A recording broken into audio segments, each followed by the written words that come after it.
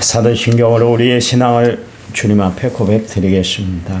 나는 전능하신 아버지 하나님 천지의 창조주를 믿습니다. 나는 그의 유일하신 아들 우리 주 예수 그리스도를 믿습니다. 그는 성령으로 잉태되어 동정녀 마리아에게 나시고 본디오 빌라도에게 고난을 받아 십자가에 못 박혀 죽으시고 장사된 지 사흘 만에 죽은 자 가운데서 다시 살아나셨으며 하늘에 오르셔 전능하신 아버지 하나님 우편에 앉아 계시다가 거기로부터 살아있는 자와 죽은 자를 심판하러 오십니다. 나는 성령을 믿으며 거룩한 공교회와 성도의 교제와 죄를 용서받는 것과 몸의 부활과 영생을 믿습니다. 아멘. 찬송가 419장입니다. 419장.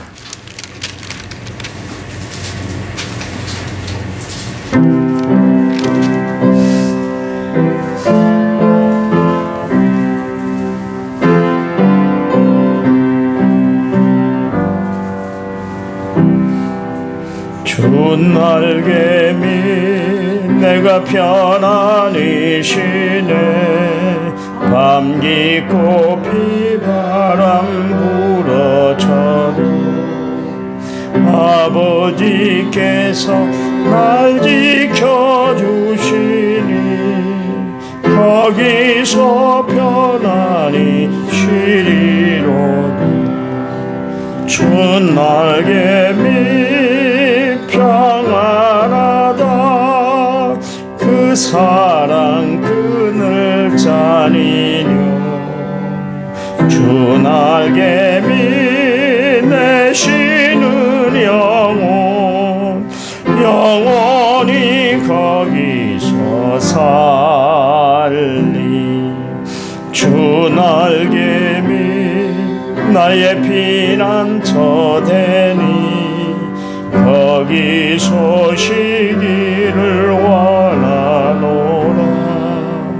세상이 나를 위로치 못하나 거기서 평화를 누리리라.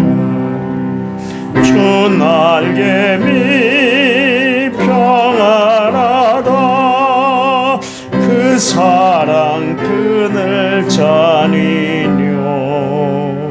주 날개미 내 쉬는 영혼 영원히 거기서 살리. 주 날개미 참된 기쁨이 있네. 고달픈 세상 길 가는 동안 나 거기 숨어 돌보심을 받고 영원한 안식을 얻으리라. 주 날개미 평안하다. 그 사랑 그늘 짜니뇨. 주 날개미 내 쉬는 영혼 영원히 거기서 살리. 아멘. 성경 말씀 읽겠습니다. 제가 읽어드리는데요. 자번 1장 8절과 9절입니다. 8절 9절. 내 아들아 내 아비의 훈계를 들으며 내 어미의 법을 떠나지 말라. 이는 내 머리에 아름다운 칼이요 내 목에 금사슬이니라. 아멘. 찬양 부릅니다. 찬양집 63번. 찬양집 63번입니다.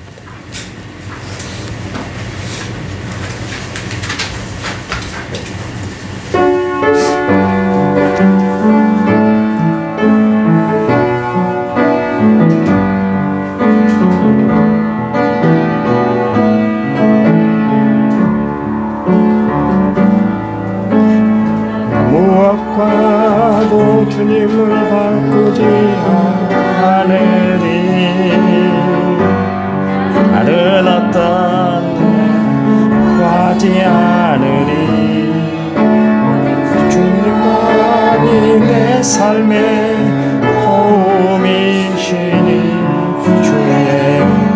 얼굴 보기 원합니다. 주님 사랑해요.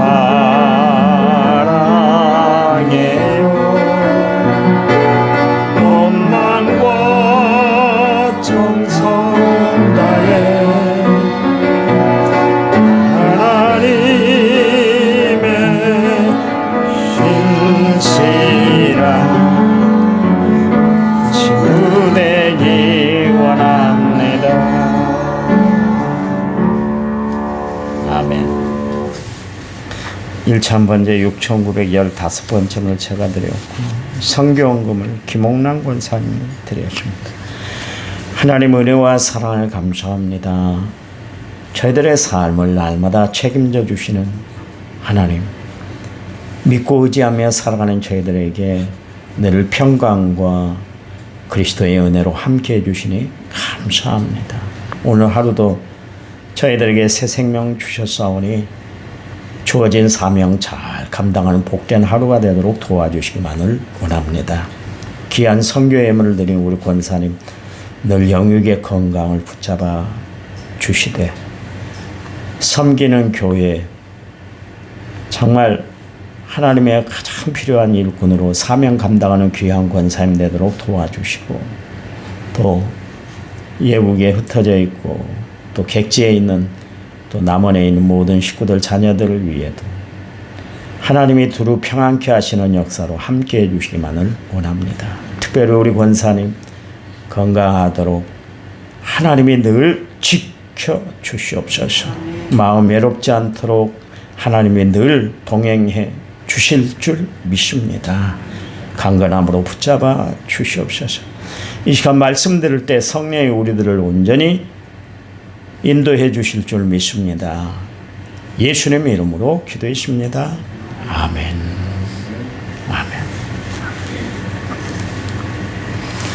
아멘. 여러분이 이 아침에 말씀으로 역사하시는 하나님을 만나고 싶은가요?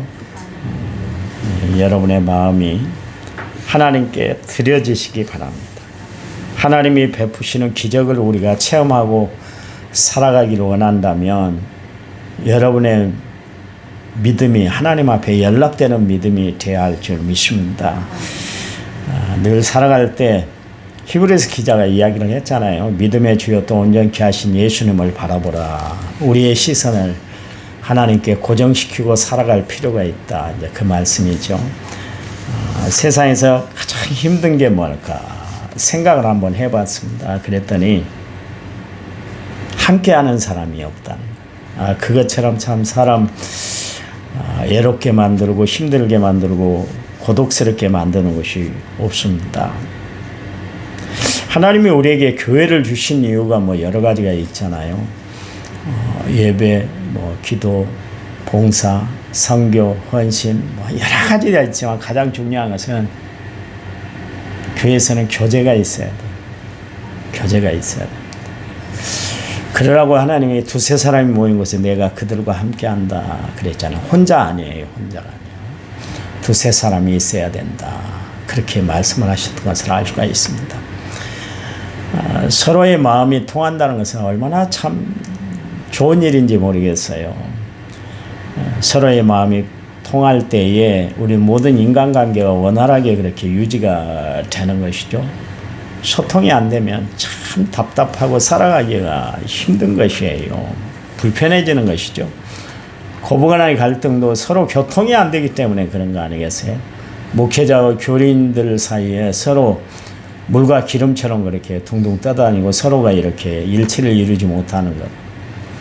교통하지 못하기 때문에 그러는 거예요. 교통하지 못하기 때문에. 우리 교회가 지향해야 될 것이 하나가 있는데 그것은 뭐냐면 원활한 소통이 이루어지는 것입니다. 먼저는 하나님과의 관계가 원활해지시기 바랍니다. 하나님과의 관계가 소통이 원활해져야 되는 거예요. 하나님과 소통이 잘 되는 교회가 축복된 교회예요. 저는 성경에 보니까 소아시아 7개 우리 수요 예배 때 이제 살피고 있습니다만은 라오디게아 교회가 예수님께 책망 들었던 이유 중에 하나가 뭐냐면 소통이 안 됐어요. 하나님과 소통이 없었습니다.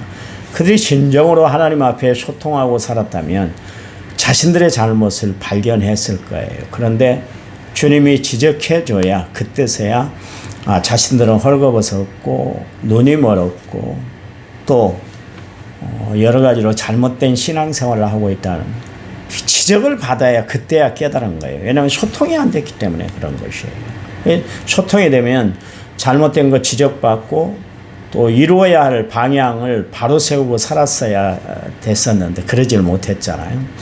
그런가 하면 빌라델피아 교회나 서머나 교회는 비록 작은 교회였지만 하나님과 소통이 원활했습니다. 그랬더니 하나님이 칭찬을 들었어요. 왜냐하면 하나님 말씀하는 대로 행하는 교회가 됐기 때문에 그렇습니다. 신앙생활도 마찬가지예요. 하나님과 교통이 이루어져야 되는 거예요. 내 멋대로 신앙은 절대로 안 되는 겁니다.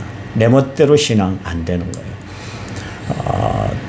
고집불통의 신앙생활도 안 되는 거예요. 늘 교통을 해야 돼. 옛날에 목회는 목사들이 일방적으로 지시했잖아요. 그러면 우리 목사님 카리스마가 좋아. 역시 영성이 있으셔. 그러면서 사람들이 막 좋아라는 때가 있었습니다. 요즘 목회는 그렇지 않습니다. 소통이 돼야 되고 아우러지는 서로 어우러지면서 나가는 목회가 돼야 되는 거예요. 고집 부리면 안 돼요. 고집 부리면 안 돼요. 어떤 교회에서 장로님하고 싸웠대요. 우리 지방은 아닙니다만 저 전주 지방의 어떤 교회 장로님은 막 그렇게 싸웠대요. 그리고 막 사람들 막 붙들면 장로님 흉만 보고 그랬대요. 그랬더니 쫓겨나게 됐대요. 세상에 여러분 신앙생활을 해서 합니다만 목회를 해서 합니다만 교인들을 이겨낼 수 없어요. 여러분 목회자 아무것도 아닙니다. 힘없어요. 하나님이 붙들어 주시지 않으면 목회할 때 막 힘있게 하고 막 자신있게 하고 막 막말을 해버리고 막 그러면 교인들 싫어해요. 옛날엔 그거 통했거든요. 역시 우리 목사님 말씀이 권위가 있으셔 막 그러고 그랬는데 지금은 그런 목사 싫어합니다. 싫어해요. 그런 목회도 통하지 않는 시대예요. 서로 교통이 돼야 되는 것이죠. 교통. 그래요. 다윗이 축복된 인생을 살았던 것은 늘 그가 하나님과 교통하는 삶을 살았기 때문에 그래요. 그래서 하나님이 내 마음에 합한 사람이다 그랬잖아요. 하나님과 교통이 잘 이루어졌기 때문에 그랬습니다. 아브라함과 모세 하나님이 그들을 뭐라고 그랬냐면 친구다 그랬습니다. 친구다. 못할 말 없이 내가 속내까지 다 털어서 이야기할 거야.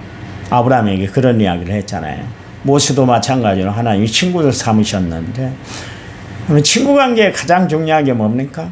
서로 교통이 되는 거예요. 마음이 통하는 것이고 입이 맞춰지는 것이고 그렇게 되는 것입니다. 그래요. 그들이 시련 중에 있었음에도 불구하고 진퇴양난의 위기에 있었음에도 불구하고 그것을 극복하고 이겨낼 수 있었던 비결이 뭐냐면 하나님과 늘 교통했기 때문에 그렇습니다. 그럴 때마다 하나님이 시련을 이겨낼 수 있는 말씀을 던져주셨어요. 또 감당할 수 있는 힘을 주셨고 헤쳐나갈 수 있는 능력을 하나님 베풀어 주셨기 때문에 그들이 역시 세상을 살아가면서 주의 일을 하면서 어려움과 고난, 시련이 참 많았지만 그것을 다 감내할 수가 있었다. 그런 이야기입니다. 여러분에게 부탁을 드려요. 다른 어떤 교통보다도 하나님과 늘 교통하며 살아가는 성도들이 되시기 바랍니다. 가장 중요한 거 하나님과 교통하는 거. 내 마음대로 일방적으로 살아버린 삶이 아니라 매 순간 하나님 앞에 묻고 또 묻고 교통하고 교제 나누고 교제 나누는 삶을 살아가는 성도들이 되어야 할 줄 믿습니다. 또한 성도들 간에 서로 교통이 이루어져야 돼요. 함께 교통하다 보면 서로 상처받는 일은 분명히 있을 수 있어요. 말, 행동 때문에 여러 가지 때문에 원치 않은 고통을 당하고 고난을 당할 수 있습니다만 그러나 이 교통의 끈은 절대로 놔서는 안 되는 거예요. 늘. 그래서 제가 여러분에게 말씀드렸잖아요. 장로님들은 우리 집사님들을 늘 끌어안고 정말 좀 안아주고 좀 손을 한 번 더 잡아주고 말도 좀 다정하게 예절을 다해서 이야기를 하세요. 권사님도 마찬가지고 안수 집사님들 왜 세워놨겠어요? 다른 거 아니거든요. 하나님의 특별한 일을 감당하라고 특별하게 세웠으니까 그 사명을 감당해 나가는 것이에요. 오늘 본문의 말씀에 보면 두 단어가 있는데 들으며 떠나지 말아라.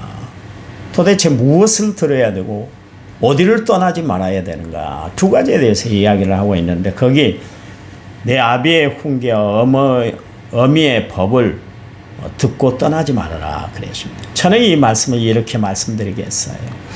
무엇을 들어야 되는가? 하나님의 말씀을 듣는 심령이 돼야 된다, 그런 이야기입니다.